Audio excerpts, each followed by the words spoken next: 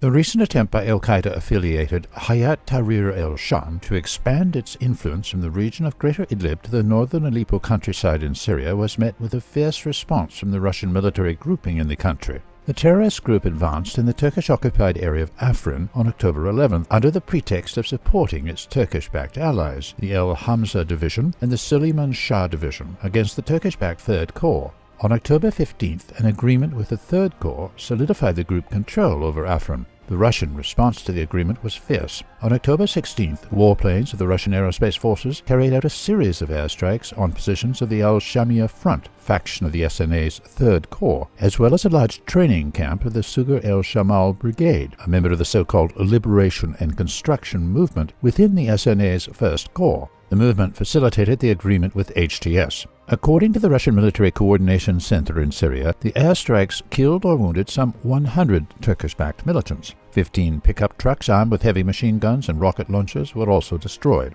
The Russian airstrikes marked the end of the agreement between the Third Corps and HTS. Thousands of civilians in Turkish-occupied areas in the northern Aleppo countryside took to the streets late on October 16th to protest against the agreement. The civilians feared that the agreement could lead to the collapse of the Russian-Turkish de-escalation agreement that kept the region at peace for years. HTS attacked and captured the town of Azaz, the main stronghold of the Third Corps in the northern Aleppo countryside, on October 17th. On the same day, a new wave of Russian airstrikes hit two strongholds of the terrorist group, the towns of el-Jawz and el-Rami in Greater Idlib. The airstrikes were clearly meant as a warning to the terrorist group. On October 18th, Russia's military pressure paid off. HTS began withdrawing its militants from the outskirts of Azaz, as well as from many parts of Afrin back to Greater Idlib. The Turkish military deployed large forces in the two areas, likely as a warning to the terrorist group.